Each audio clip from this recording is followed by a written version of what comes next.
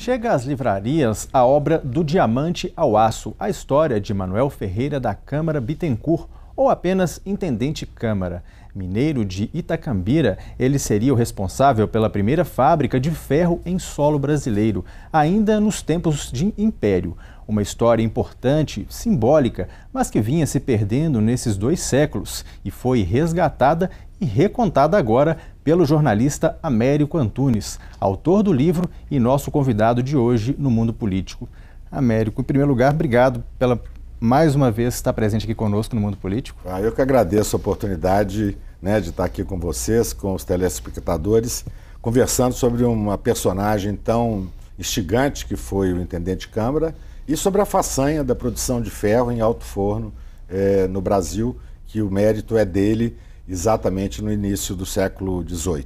Pois eu queria que você começasse contando o que te levou a mergulhar na trajetória desse personagem histórico e nessa disputa sobre esse pioneirismo mineiro na fabricação do ferro no Brasil. Eu nasci em Diamantina, Elton, e tive a satisfação de participar no final dos anos 90 da campanha que levou a cidade a ser reconhecida pela Unesco como Patrimônio Cultural da Humanidade. E naquela época eu presidia a Federação Nacional dos Jornalistas e tinha um contato muito próximo à Unesco.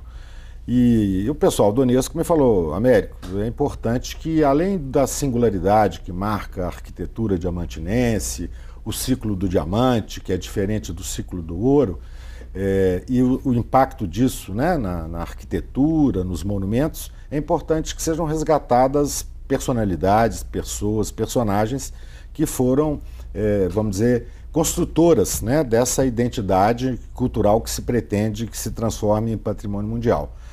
E aí, em Diamantina, todo mundo já ouviu falar, claro, naturalmente, do ex-presidente Juscelino Kubitschek, JK. A marca da cidade. A marca da cidade, com a Seresta. Nós já ouviu falar, naturalmente, de Chica da Silva, do contratador João Fernandes. E meu pai, que na época era prefeito da cidade, o doutor João Antunes, me alertou exatamente, não só a mim, mas o pessoal que estava trabalhando. A gente tem que pensar, tem uma pessoa aí muito importante, foi intendente dos diamantes e teve um papel muito ativo no desenvolvimento da região, na mecanização do diamante, na modernização da cidade, no uso das sacadas de ferro, nos calçamentos, nos sistemas de água, Então, foi aí que nós nos deparamos com essa personagem curiosa e também contraditória do Intendente Câmara. O que marca a trajetória desse personagem? Quem que foi o Intendente Câmara? Enfim, quais as principais contribuições dele na cultura mineira, na história de Diamantina?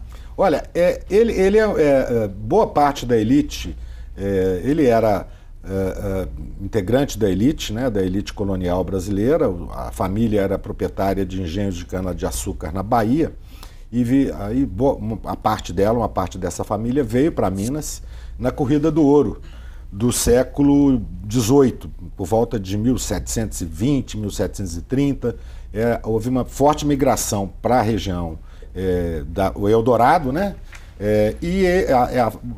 alguns familiares dele vieram para cá. E ele nasceu em Itacambira, no norte de Minas.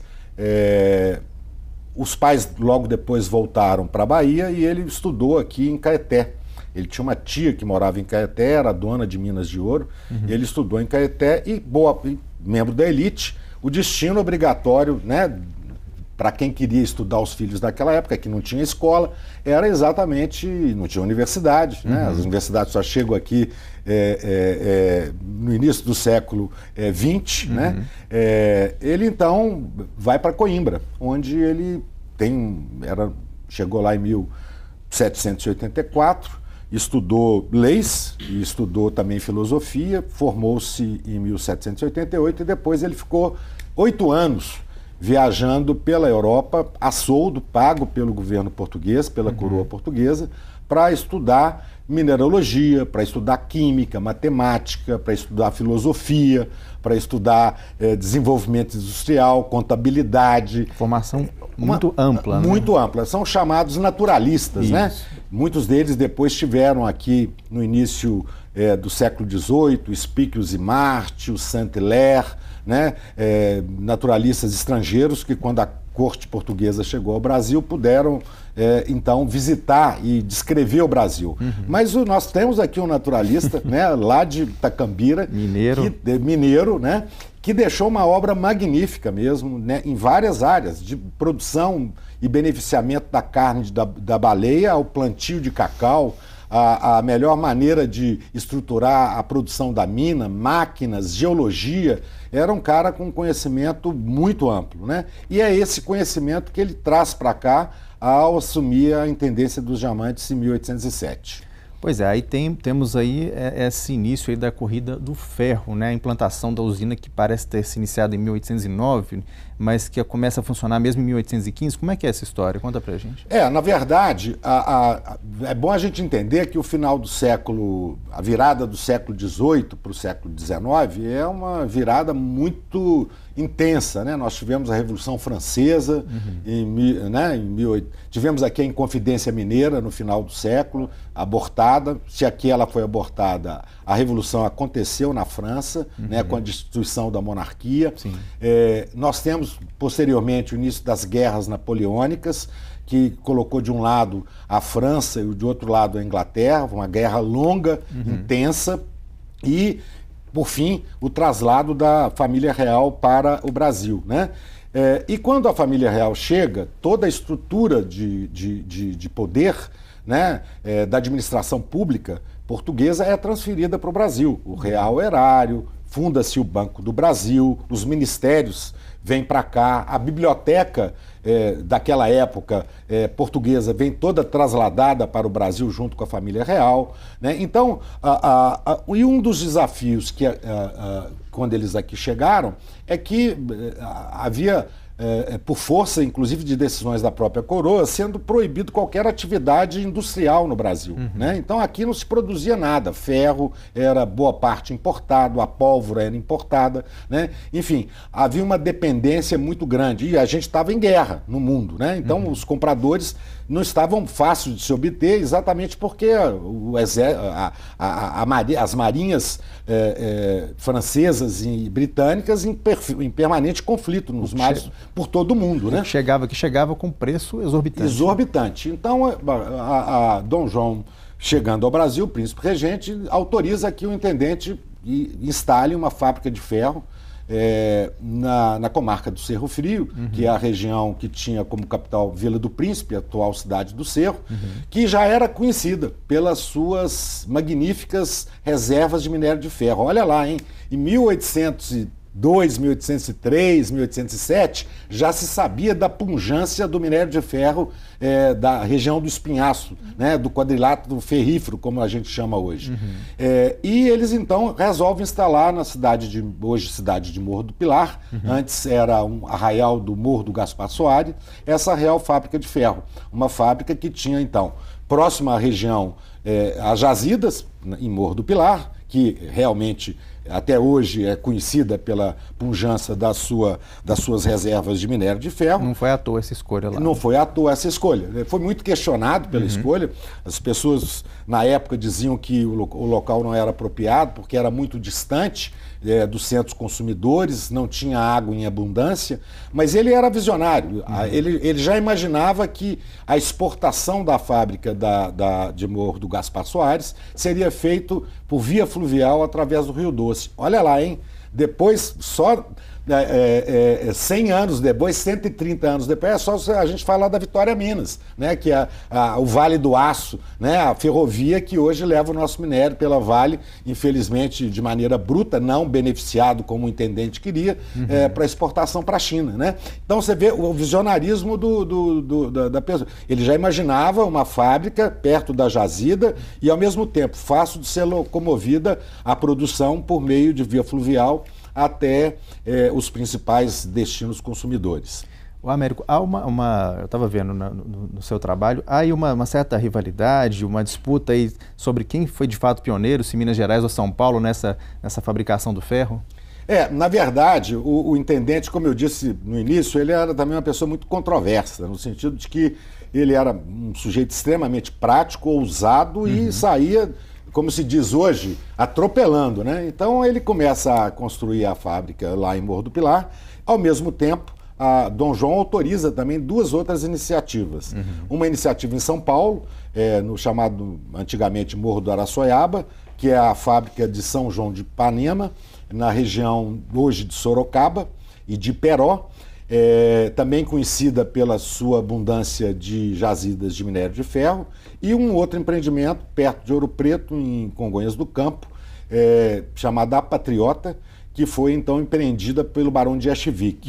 Então você tinha no Morro do Pilar o intendente Câmara, você tinha em São Paulo primeiro Raider e depois Van Hagen, engenheiros alemães, e você tinha em Congonhas do Campo um outro empreendimento, esse é Patriota, por um outro alemão, que é o Barão de Eschwijk. Então fica a primeira autorização para iniciar a fábrica é do intendente Câmara em 1809. Depois nós tivemos, em 1810, a autorização para a fábrica de São João de Ipanema e da Patriota na mesma época. Acontece que houve uma disputa, o intendente tinha forte resistência também na elite do Tijuco, que achava que ele estava gastando dinheiro demais do distrito diamantino na montagem dessa fábrica, e de fato a fábrica custou caro. Você imaginar que o equipamento, até cara, pedra, foi importado da Inglaterra, as pedras da região não suportavam as altas temperaturas do alto forno, era um alto forno de 8,5 metros de altura. Né? Então, havia muitas críticas ao empreendimento, até chamado por eles de a fábula do ferro. Mas eu encontrei farta documentação que prova que a fábrica foi a primeira da qual correu ferro e aço em 1815. Exatamente no dia 15 de outubro de 1815, às 13 horas. Inclusive registrado por um jornal português chamado O Investigador Português Inglaterra, era um jornal português editado em Londres, no qual há um minucioso relato da chegada das primeiras barras de ferro de Morro do Pilar, produzidas em Morro do Pilar, lá no Arraial do Tijuco. A cidade recebeu o intendente e a sua comitiva em festa, foram 3 dias de festa, jantares, teatro, música na rua, luminária, cidade iluminada, festa que nós mineiros sabíamos fazer muito bem, né?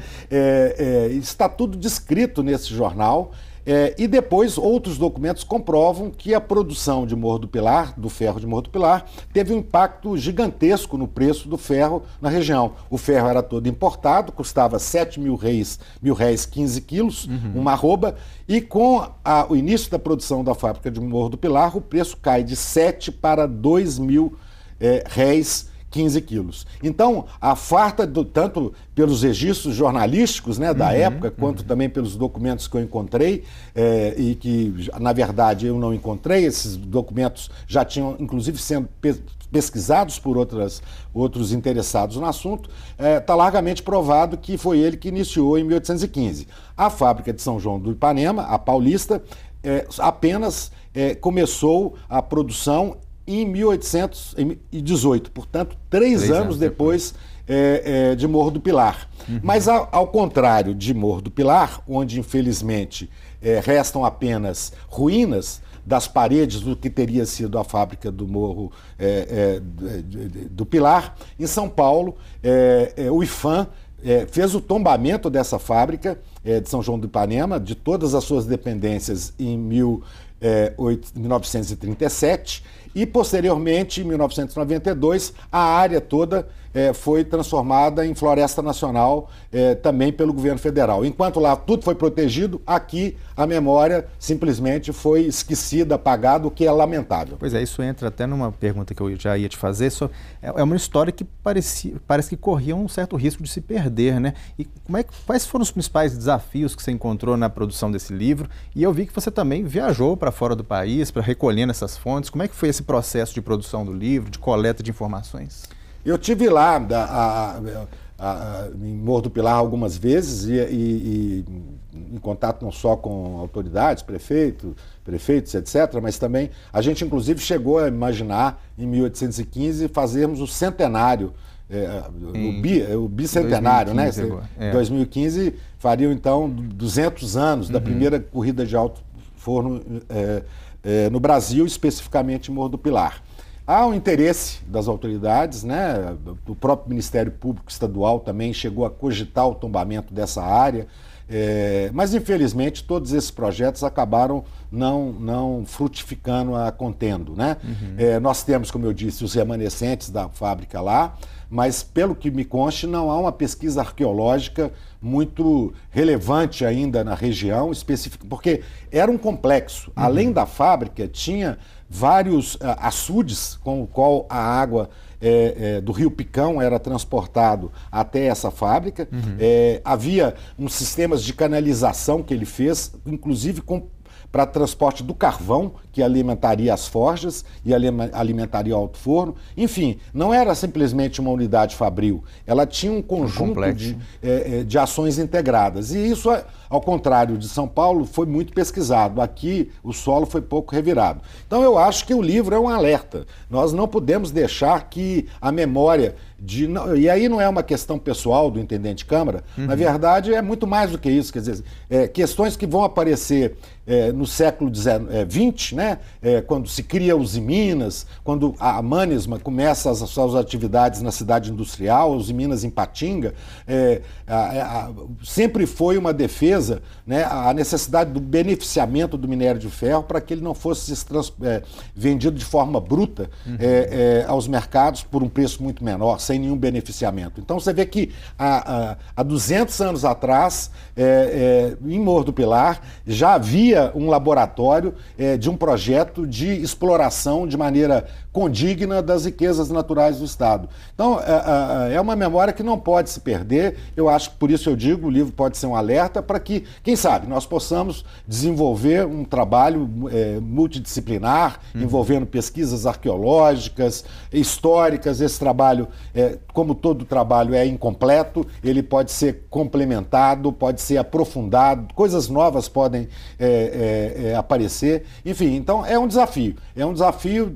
para nós mineiros não deixarmos perder o orgulho de termos sido o estado berço da moderna siderurgia brasileira. Agora, em que pese você falar que é incompleto, você conseguiu bastante foto histórica aqui, documentos históricos, né? É um conjunto muito interessante que conta um pouco da história do intendente Câmara e também dessa questão do ferro no Brasil, né?